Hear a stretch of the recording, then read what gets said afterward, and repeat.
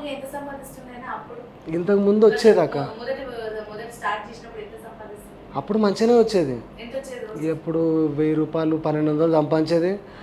మన గ్యాస్కి 300 400 పోయేది.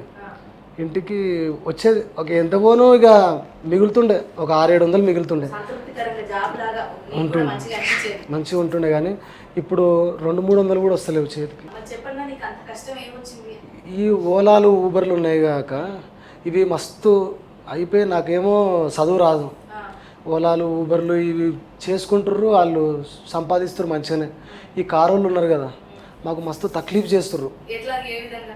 అంటే వాళ్ళకేమో జర చదువు వచ్చు, అయిపోయింది, బుకింగ్ పడుతున్నట్టుంది, వాళ్ళకి పోతున్నాయి. మాకేమో చదువు రాకపోయా, నాకు ఎట్లా చేయాలో తెలియదు. నాకు ఇంకా డబ్బా ఫోనే ఉంది. ఆ డబ్బా ఫోన్ వస్తే మాట్లాడతా, కానీ ఈ ఆర్డర్ పడ్డదా, ఈ లొకేషన్ ఏడా, అక్కడికి ఎట్లా పోవాలి, గాడి ఎట్లా తీసుకురావాలి, గిన్నెలు ఏడ దింపాలి, గివన్ ఏడ దింపాలి, గివన్ ఏడ ఎక్కించుకోవాలి, ఇవన్నీ తెలియదు నాకు గట్ల అన్నట్టు.